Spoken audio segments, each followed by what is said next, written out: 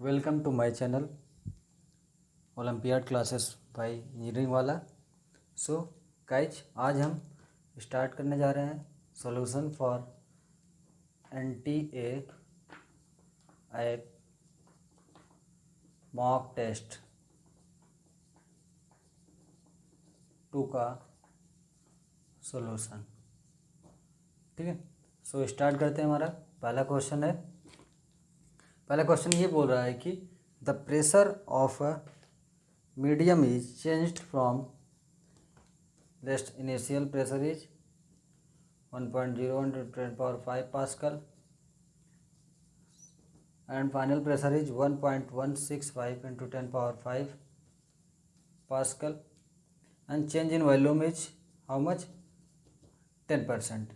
Then find out the bulk modulus of elasticity.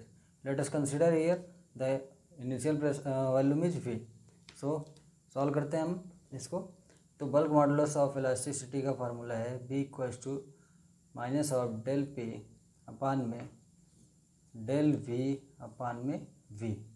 तो value put करते हैं तो यहाँ से आएगा 0.155 डेल P की वैल्यू अपान में डेल V कितना हो रहा 10%। तो 10% का मतलब V/10 इंटू ये V ऊपर चला जाएगा आपका, तो यहाँ V का मल्टीप्लाई इनिशियल वैल्यू हमने V लिया है, तो V से V कैंसिल आउट, तो यह जाएगा 0.155 अपान में 0.1। इसको सॉल्व करेंगे तो आएगा 1.55 पास्कल। ठीक है, तो नेक्स्ट क्वेश्चन की तरफ चलते हैं। नेक्स्ट क्वेश्चन ये बोल रहा है कि two long straight conductor with current I1 and I2 are placed along x and y axis. The equation of locus of point of zero magnetic induction, zero magnetic induction का आपको location बताना है। ठीक है, तो सॉल्व करते हैं। Consider दो आपके वायर्स गिवन है, दो वायर्स है I1 और I2 करंट फ्लो हो रही है। एक वायर ये है, एक वायर ये है आपका। ठीक है, इसमें करंट कितनी जा रही है आपकी I1 और इसमें करंट कितनी जा रही है I2। ये x एक्सिस है, ये y एक्सिस है। तो हमें यहाँ पे कोई एक ऐसा पॉइंट होगा जहाँ पे क्या मैग्नेटिक इंडक्शन की वैल्यू क्या आ रही है 0। तो सपोज दैट ये करंट इधर की डायरेक्शन फ्लो हो रही है, ये इधर की डायरेक्शन। तो यहाँ पे कोई एक पॉइंट ले लेते हैं जो हमने जहाँ पे लोकस है मैग्नेटिक इंडक्शन। ये डिस्टेंस कितना मान लें x और ये डिस्टेंस कितना मान लें y। तो ये x y कोऑर्डिनेट हो गया हमारा, जहाँ पे हम मान के चल रहे हैं कि मैग्नेटिक इंडक्शन 0 आएगा। तो ड्यू करंट I1 के कारण मैग्नेटिक फील्ड B1 की वैल्यू कितनी हो जाएगी μ0 अपान में 2 पाई I1 अपान में डिस्टेंस, ये जो लोकस पॉइंट है ये डिस्टेंस कितनी है y। तो इक्वेशन फर्स्ट इसको बनाते हैं।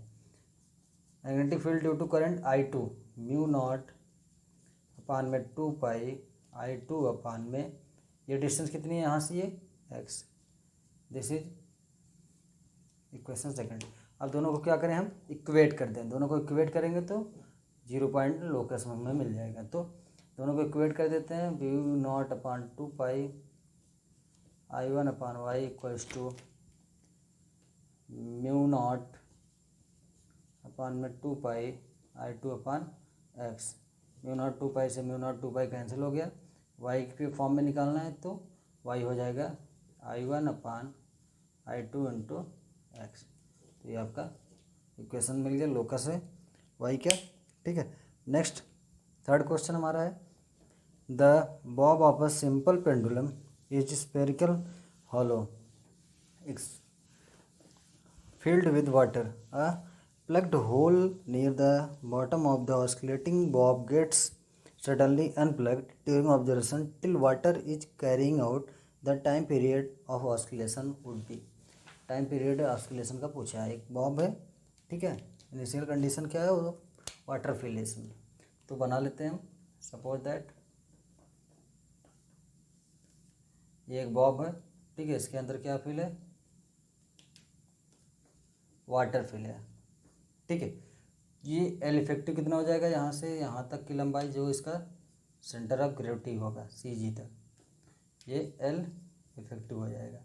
दूसरा कंडीशन में ये बोल रहा है कि ये जब इसको एक नीचे यहाँ पे होल है जो को अनप्लग कर दिया जाता है, ये होल मतलब ओपन हो जाता है, तो ओपन हो जाएगा तो इसमें से पानी वाटर जो है बाहर निकलेगा, तो वाटर का लेवल कम होगा। ठीक है, अब ये होल ओपन है अगर, तो यहाँ से मतलब, तो अब क्या होगा, एल इफेक्टिव क्या होगा, एल इफेक्टिव पे क्या फ़र्क पड़ेगा, तो ये जो होगा इसका सी जी चेंज हो जाएगा। ये बॉब का सी जी चेंज होने का मतलब जब इसमें वाटर लेवल कम हो रहा है, वाटर लेवल कम हो रहा है, तो ये सी जी मूव करेगा धीरे धीरे डाउनवर्ड मूव करेगा, तो एल इफेक्टिव अब ये हो जाएगा। हमेशा सी जी लेते हैं तो एल इफेक्टिव ये हो गया। अब ये एल इफेक्टिव डैश मान लेते हैं, तो ये क्या बढ़ गया ना, एल इफेक्टिव डैश ज़्यादा दिख रहा है एल इफेक्टिव से, तो टाइम पीरियड क्या होता है, T equals to 2 pi root of L effective upon में जी। अब तो यहाँ से हम क्या सकते हैं, time period inverse directly proportional to L effective, तो एल इफेक्टिव जिसका ज़्यादा होगा उसका टाइम पीरियड क्या होगा, ज़्यादा होगा, मतलब टाइम पीरियड बढ़ेगा कब, जब एल इफेक्टिव की वैल्यू बढ़ेगी। ठीक है, तो इसमें टाइम पीरियड ज़्यादा होगा, इसमें टाइम पीरियड कम होगा। तो पहले क्या होगा, जब ये यहाँ से वाटर मूव ऑन होना स्टार्ट करेगा, वाटर स्पिल आउट होना स्टार्ट होगा, तो ये एल इफेक्टिव की वैल्यू बढ़ेगी और तब टाइम पीरियड बढ़ेगा। तो पहले हम टाइम पीरियड इसका बढ़ेगा, फिर उसके बाद क्या होगा, घटेगा, जब पूरा वाटर निकल जाएगा बाहर तो फिर घटेगा, फिर आपके इनिशियल स्टेट पे आ जाएगा। तो ऑप्शन नंबर आपका फर्स्ट सही है। नेक्स्ट क्वेश्चन हम आपका सॉल्व करते हैं। नेक्स्ट क्वेश्चन ये बोल रहा है कि room temperature copper has free electron density 8.4 × 10⁻28 per meter cube. The electron drift velocity in copper conductor of cross section area 10⁻⁻6 meter square and carrying a current of 5 ampere will be. तो room temperature पे electron density N की value कितना पता है हमें, 8.4 × 10⁻28 पर metre cube, और क्या पता है, area of cross section 10⁻⁻6 metre square, और क्या पता है आपका करंट आई 5 एम्पियर। तो हम एक रिलेशन जानते हैं, ड्रिफ्ट वेलोसिटी आपको क्या करना है, निकालना है, वी डी आपसे पूछा है। तो आई इक्वल्स टू हमको क्या पता है, N E A V D. तो वी डी निकालने के लिए सबको क्या करेंगे, इस तरफ यहाँ ले जाके डिवाइड कर देंगे आई से, आई अपान एन ई ए, सबकी वैल्यू पुट करिए, आई की वैल्यू 5, एन की वैल्यू 8.4 × 10⁻28, ई की वैल्यू 1.6 × 10⁻⁻19 और ए की वैल्यू आपका क्या है 10⁻⁻6। तो वी डी को सॉल्व करेंगे, तो इसको सॉल्व करेंगे डिवाइड करके, जो आएगा आपका होगा आंसर 0.4 मीटर पर सेकेंड। नेक्स्ट क्वेश्चन की तरफ चलते हैं। 3 charges -q +q and -q3 are placed as shown in figure, the X component of the force on -q1 charge. 3 charges हैं, इस तरह से सेटअप किए गए हैं। कैसे कैसे, ये +q हो गया q2, ये -q1 और एक चार्ज यहाँ पे है जो -q3 है। ये हमारा y कंपोनेंट हो गया, ये x कंपोनेंट हो गया। ठीक है, ये एंगल हमको गिवन है कि थीटा बना रहा है यहाँ से। ये डिस्टेंस हमें यहाँ से यहाँ तक पता है, q1 से q2 तक ये b डिस्टेंस है, और यहाँ से आपको पता है कि a डिस्टेंस है। ठीक है, तो अब हमको क्या निकालना है, चार्ज q1 पे x कंपोनेंट का फोर्स। तो ये सपोज यहाँ पे ये इन दोनों चार्जेस के बीच में जो फोर्स लग रहा है वो F2 लग रहा है, और यहाँ पे क्या लग रहा है F1। तो F2 को ब्रेक करेंगे दो कंपोनेंट में, एक वर्टिकल एक हॉरिजॉन्टल। तो ये तो आपका कैसा हो जाएगा, इसका परपेंडिकुलर लॉन्गिट्यूडनल। तो ये F ये कॉस थीटा इसके साथ है, तो ये cos theta, F2 cos theta component ये हो गया, और ये कंपोनेंट क्या हो जाएगा F2 साइन थीटा कंपोनेंट। ठीक है, तो Q1 पे जो चार्ज होगा x कंपोनेंट में, ठीक है, तो F की वैल्यू पहले आ जाएगी क्या, कि इन दोनों चार्ज के कारण Q3 और Q1 के कारण निकालते हैं। तो Q3 Q1 अपान डिस्टेंस एक होल स्क्वायर, x डायरेक्शन की बात हो रही है तो x डायरेक्शन में कितना आ जाएगा, ये साइन थीटा, और ये F1 कितना आ जाएगा, F1 आ जाएगा Q2 Q1 अपन v²। ठीक है, तो x डायरेक्शन में ये फोर्स F2 इस तरफ लग रहा है x कंपोनेंट, और एक ये था, दोनों तो एक दूसरे के क्या है, अपोजिट है। जब दोनों एक दूसरे के अपोजिट है तो क्या करेंगे, हम इनको सब्ट्रैक्ट कर देंगे।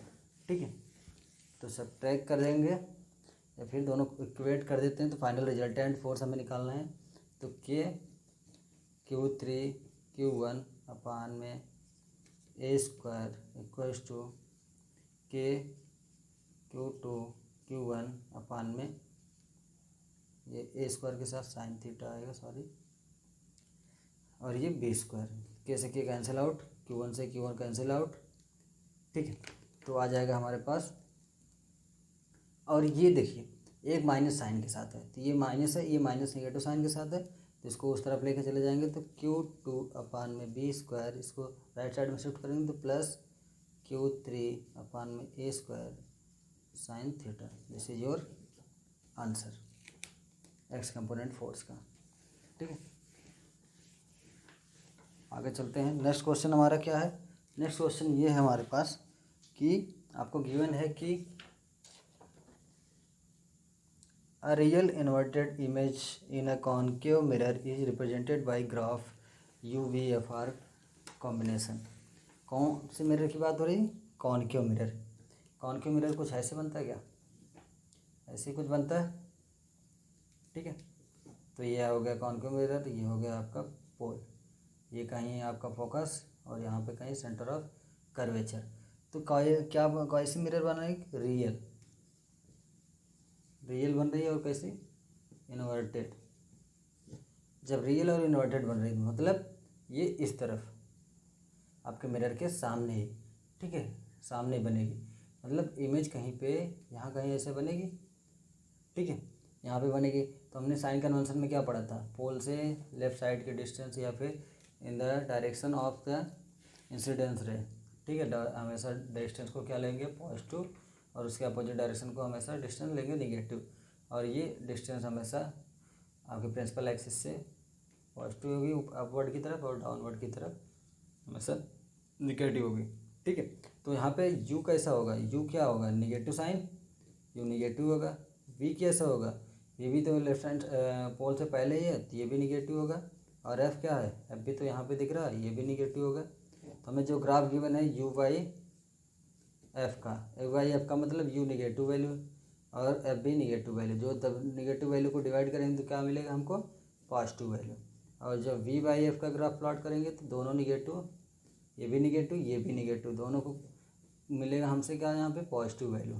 ठीक है, तो जिस ग्राफ में, ग्राफ नंबर फर्स्ट में आपका दोनों लोकस क्या है, दोनों पॉजिटिव वैल्यू दे रहे हैं। ठीक है, तो ये v बाई एफ का ग्राफ, ये u बाई एफ का ग्राफ। ठीक है, तो ये ऑप्शन नंबर फर्स्ट आपका करेक्ट है। Next question, a table fan rotating at A speed of 2400 RPM is switched off, and resulting variation of the RPM with the time is shown in figure. The total number of revolution of the fan before it comes to rest। तो आपका fan जो है rest में आने से पहले कितना revolution करेगा, तो आपको ग्राफ प्लॉटेड है, ये कुछ कर्व एरिया गिवन है, ये कुछ ऐसे। ठीक है, यहाँ पे ये 0 टाइम, और यहाँ पे टाइम कितना 8, यहाँ पे 24, ये टी जो है सेकंड की बात हो रही है, और ये आरपीएम यहाँ पे कितना है 2400, और यहाँ पे कितना है, यहाँ पे 600, ये आरपीएम है, रिवोल्यूशन पर मिनट। ठीक है, तो हमें पूछ रहा है कि आपका कितना नंबर ऑफ रिवोल्यूशन करेगा। तो इसका एरिया 1 मान लेते हैं, इसका 2 मान लेते हैं, इसका 3। जैसे हम वेलोसिटी और टाइम के बीच में जो ग्राफ प्लॉट होता है उसका एरिया निकालते हैं तो हमें क्या मिल जाता है, डिस्प्लेसमेंट। वैसे ही हम ये आरपीएम और ये टाइम के बीच में जो ग्राफ प्लॉट है उसका अगर एरिया टोटल फाइंड आउट कर लेंगे तो हमको क्या मिल जाएगा, नंबर ऑफ रिवोल्यूशन। ठीक है, तो प्लॉट कर सबसे पहले इसका निकालते हैं 1 का, तो 1/2 ट्रायंगल है, ट्रायंगल को 1/2 बेस इंटू हाइट। तो बेस कितना है, ये कितना है 8, और हाइट कितनी है, ये आपकी यहाँ से यहाँ तक 600 और ये पूरा 2400, तो 600 ये हट गया, इतना बचा 24 माइनस 6 1800। और ये मिनट में है तो हमको टाइम किस में यहाँ पे हम रख रहे हैं सेकंड में, तो 60 से डिवाइड कर देंगे, सेकंड में चेंज हो जाएगा, प्लस सेकंड वाले का एरिया। रेक्टेंगल दिख रहा है तो क्या करता है, लेंथ इंटू ब्रेड्थ, लेंथ कितनी है मान लो ये 8 और ब्रेड्थ कितनी है ये 600, और डिवाइड कर देंगे किससे 60 से, क्योंकि ये मिनट में है, हमको चेंज करना है सेकंड में, प्लस इसका थर्ड वाले का 1/2, ये ट्रायंगल है, बेस मान लो यहाँ से, हाँ तो ये 8 निकल गया, ये पूरे 24 है, तो 8 कम हो गया 24 में से, कितना बचा 16 16। हाइट कितनी है ये कितना 600, और क्या करेंगे इसको डिवाइड कर देंगे 60 से, तो ये जब टोटल करेंगे तो कितना आएगा हमारे पास 280 नंबर ऑफ रिवोल्यूशन। ठीक है, तो नेक्स्ट क्वेश्चन पे चलते हैं। नेक्स्ट क्वेश्चन हमारा है कि एक बॉल है, ठीक है, उसको रोल किया जाता है top of stairway with horizontal velocity of magnitude 1.8 metre पर second. The steps are 0.2 metre high and 0.2 metre wide. आपका स्टेयर है, सपोज ये आपके पास एक स्टेयर है ऐसे, ठीक है, स्टेयर, तो ये जो हाइट है इसकी ये कितना है 0.2 मीटर, और ये विड्थ कितनी है इसकी 0.2 मीटर। अब एक बॉल यहाँ से रोल की जाती है, कितनी हॉरिजॉन्टल वेलोसिटी इसकी कितनी है 1.8 मीटर पर सेकंड, ये हॉरिजॉन्टल वेलोसिटी है। तो हमसे पूछ रहा है कि किस नंबर ऑफ स्टेप्स पे आके क्या होगी, फॉल होगी, इंसिडेंट होगी, ठीक है, कोलाइड करेगी। तो अगर हम निकालना चाहें वाई डायरेक्शन में इसका डिस्प्लेसमेंट कितना होगा, तो डिस्प्लेसमेंट का equation ut plus half GT²। Y direction में वेलोसिटी क्या है 0, तो s equals to Y direction में क्या मिल जाएगा 1.2 GT²। इसको फर्स्ट, अब वही चीज़ हमको किसके डायरेक्शन में मिल जाएगी, x डायरेक्शन में displacement x displacement in x direction ut plus half GT²। ये जी तो काम करेगा नहीं, तो ये हो जाएगा पूरा 0, तो हमारे पास सिर्फ बचेगा क्या ut, और u की वैल्यू x डायरेक्शन हमको पता है 1.8 इंटू टी, एक्स डायरेक्शन में हो गया, ठीक है, इक्वेशन सेकंड। अब यहाँ से suppose that there is n number of steps, ठीक है, तो एक स्टेप्स की हाइट कितनी है 0.2 मीटर, तो n number of steps displacement तो यही होगा ना, ठीक है, तो यहाँ पे n इंटू 0.2 इक्वल हो जाएगा 1.8 इंटू टी के इक्वल, और ठीक है, यहाँ से t की वैल्यू हम फाइंड आउट करते हैं, तो t क्या आ जाएगा n इंटू 0.2 अपान में 1.8 equals to T. Question number हमारा थर्ड हो गया। क्वेश्चन नंबर थर्ड से टी की वैल्यू को क्वेश्चन नंबर 1 में हम पुट कर देते हैं। इस क्वेश्चन नंबर 1 में जब पुट करेंगे तो यहाँ से देखिए ये मिल जाएगा आपका 1/2, जी की वैल्यू 10 पुट कर देते हैं, t², ठीक है, t² की जगह n इंटू 0.2 अपान में 1.8 का होल स्क्वायर, SY मतलब n इंटू 0.2, ठीक है, तो यहाँ से आ जाएगा n into 0.2 equals to 1/2 into 10 into n² into 0.2 का होल स्क्वायर अपन में 1.8 का होल स्क्वायर। अब ये एक n से एक n यहाँ से कैंसिल हो जाएगा, इसको सॉल्व करेंगे तो यहाँ से n की वैल्यू आएगी 3 पॉइंट समथिंग आएगी, ठीक है, तो ये n हो जाएगा 4 स्टेयर के आसपास। नेक्स्ट क्वेश्चन हमारा है कि अ mass of 100 kg is suspended with the use of string A, B and C as shown in figure, where W is the vertical wall and R is the rigid horizontal rod. The tension in the string B will be, tension है string B में हमसे निकालना है। तो पहले diagram बनाते हैं, जो ये कॉम्बिनेशन आपको गिवन है, सपोज दैट ये वॉल हो गई आपकी, ठीक है, यहाँ से एक रॉड है आपकी, और एक ये स्ट्रिंग है, ये स्ट्रिंग ऐसे यहाँ से कनेक्टेड है, ये स्ट्रिंग बी है, ये स्ट्रिंग सी है, और यहाँ से एक स्ट्रिंग ये लगी है, और इस पर मास जो है कितना है 100 kg, ये सस्पेंडेड है। तो हमें टेंशन निकालना है किसमें, इसमें, ठीक है। तो इसका FBD बनाएंगे, FBD बनाएंगे तो ये पॉइंट हो गया, C ऐसे लग रहा है, ठीक है। और ये एंगल भी गिवन है आपको 45, तो ये हॉरिजॉन्टल कंपोनेंट हो गया। तो ये आपका टेंशन लग रहा है मान लो T1, ठीक है, C में, और इधर लग रहा है B में कितना T2, और इधर मास काम कर रहा है 100 × G का, ठीक है।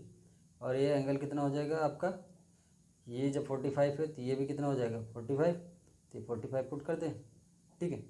अब XY डायरेक्शन में फोर्स की वैल्यू पता करते हैं। तो Y डायरेक्शन ये हो गया हमारा, ठीक है। T1 का कंपोनेंट ब्रेक करेंगे, ये 45 है तो ये T1 cos 45, और ये ब्रेक करेंगे तो वर्टिकल डायरेक्शन में T1 sin 45, ठीक है। तो वर्टिकल डायरेक्शन में क्या क्या आ गया, T1 sin 45 इक्वल्स टू, ये इसके बराबर होगा, ये जो मास है 100 × G। तो T1 की वैल्यू निकालेंगे तो क्या आ जाएगा 100 × G अपन में sin 45 मतलब 1/√2, और ये ऊपर चला जाएगा √2 का मल्टीप्लिकेशन हो जाएगा। क्वेश्चन नंबर फर्स्ट, T1 की वैल्यू आ गई। अब T2 की वैल्यू निकालते हैं। तो X डायरेक्शन में लगने वाला फोर्स, X डायरेक्शन में फोर्स इन X डायरेक्शन, तो ये T2 इधर लग रहा है और T1 उधर लग रहा है। तो T2 equals to T1 cos 45, और ये T2 तो किस में है, B में काम कर रहा है ना, B स्ट्रिंग में। तो T2 की वैल्यू हमें कैलकुलेट कर देंगे डायरेक्ट ही, और T1 की वैल्यू यहाँ से हम पुट कर देते हैं यहाँ पे। तो 100 × G × √2 × cos 45 मतलब 1/√2, √2 से √2 कैंसिल, मतलब T2 की वैल्यू आ जाएगी 100 × G। इसका मतलब ये हुआ कि आपका जो टोटल वेट है वो किस पे एक्ट कर रहा है, स्ट्रिंग बी पे, ठीक है। Thank you so much. For the next lecture, please like and share and subscribe the channel.